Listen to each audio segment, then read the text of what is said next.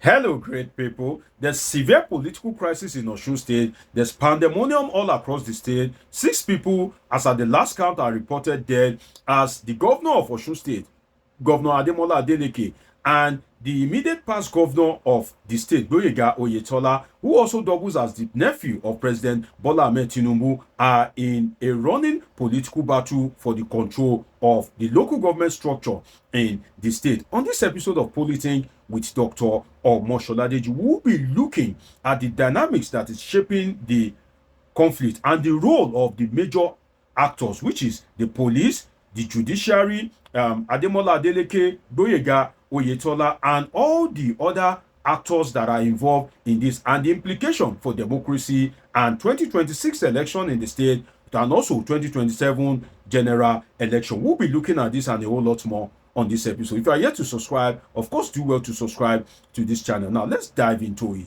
When Gboyega Oyetola, the nephew of President Bola Tinubu, was the governor of Osun State, and he was about leaving, he was defeated by the incumbent governor Ademola Adeleke. You will recall that there was an election that was first conducted that year that it entered rerun. Ademola Adeleke was leading, but INEC declared the election inconclusive, and by the time the rerun was done, Gboyega Oyetola was declared the winner. Now, the next election, Gboyega Oyetola was also in a face-off with Ademola Adeleke again, but this time Ademola Adeleke defeated him, and that is the tenor that Ademola Adeleke, the uncle of the music superstar Davido, is using at this point in time. So 2026 is another governorship election in the state, and from what's on the street, Gboyega Oyetola is thinking of coming back again to contest as governor. So he's trying to put structures and modalities in place that will grant him an easy win in 2026. Now, let us look at something that is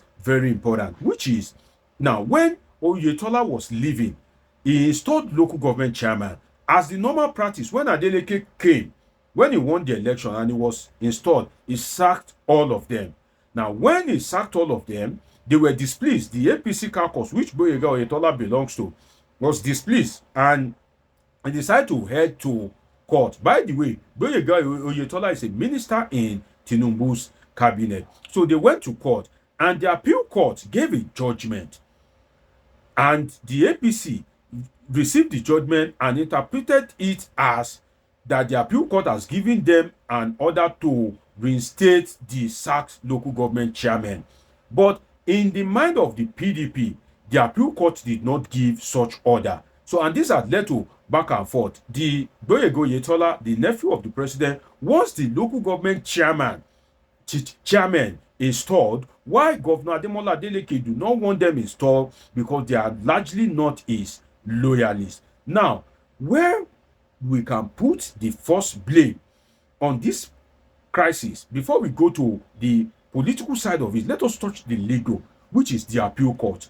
You see, the Nigerian court, when you go to court to seek redress in court, if you get anything apart from that redress, then there is a problem.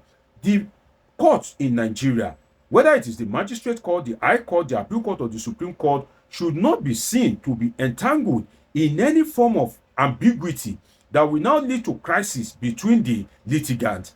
The judgment should be so clear, it should be so explicit, it should be so expressly that there's no room of ambiguity that any of the litigants can explore. In this case, the appeal court's judgment was not clear enough. So this one is interpreting it that way. The other side is interpreting it the other way. So everybody is now finding a favorable way of interpreting the appeal court judgment. And what I realized is that it seems as if my Lord justices at the appeal court thinks that politicians are rational human beings. They are forgotten, to my disappointment, because those appeal court judges are also Nigerian. They are forgetting that some of these politicians, not all of them, some of them are very good, some of them are intelligent, some of them vibrant, but they are forgetting that majority of these politicians in APC and PDP, they are scallywags, they are rat tags. Some of them, they don't have alternative address, in the sense that they don't have any occupation that they can hold on to. Politics is their occupation. It is from that politics that they want to send their child to school, that they want to build house, that they want to buy new car, that they want to marry new wife. the appeal court have forgotten that he is given judgment on a matter that the actors involved are desperate people, whereby politics is very lucrative in Nigeria. So if such a case comes to you, and you know that the politicians in Nigeria, both from the PDP and APC, they are very desperate for power.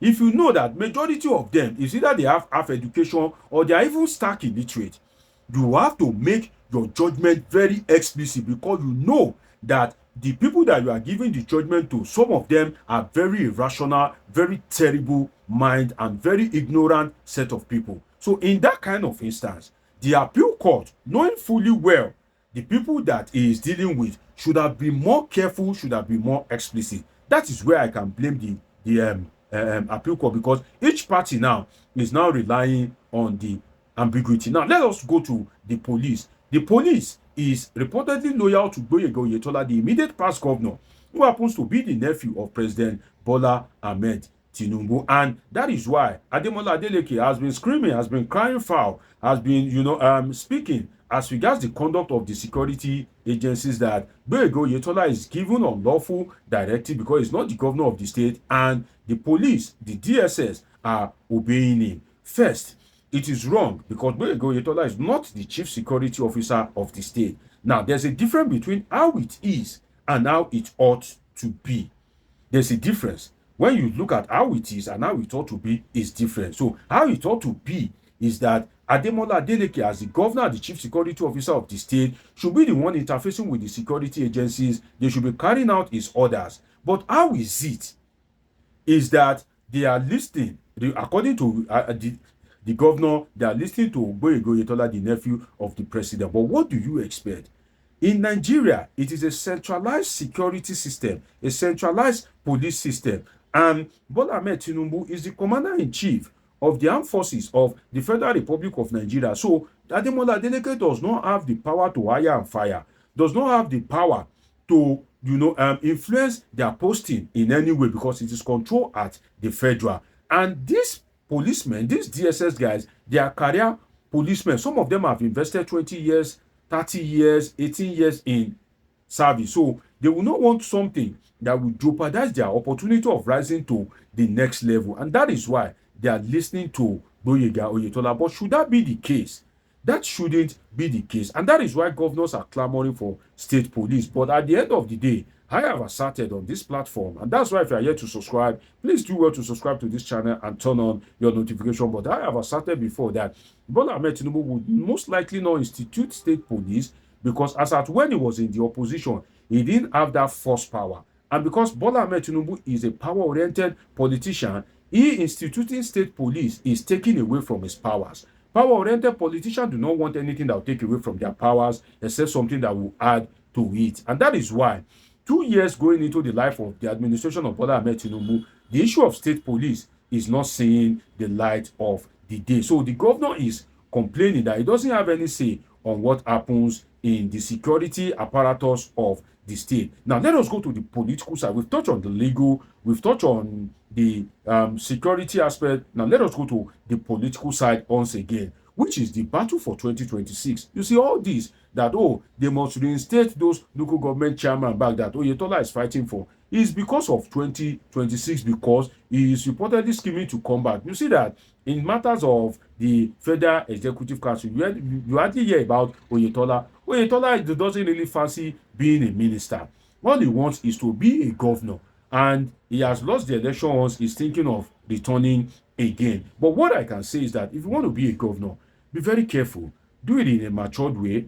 Don't create crisis in a state that you want to govern over, because the people in the state are also your people. So if your nephew is the president of the Federal Republic of Nigeria, that doesn't mean that you should not act the way you deem pleased. In the sense that I've realized over time that the Tinubu boys are usually a problem to the man. The man has his own baggage as regards certificate issue, drug scandal, different kind of baggage, performance in government. But the Tinubu boys that are supposed to be helping the president are not even helping him. If the president meets dollar at 600 naira to 600 naira to a dollar, and now it is over 1,500. If dollar now drops to, let's say, 1,000 400, they will come out, they will start screaming, they will start dancing all over the place.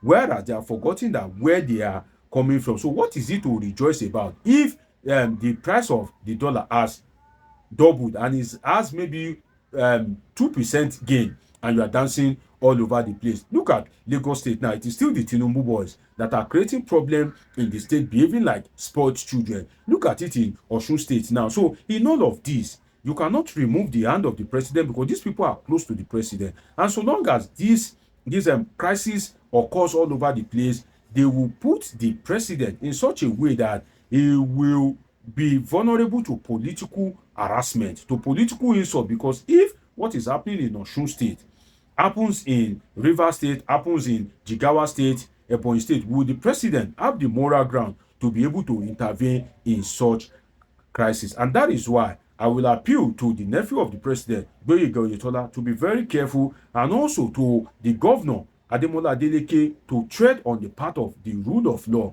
Because you guys want to be governor. There must be a state before you can be a governor. There must be peace before you can be a governor.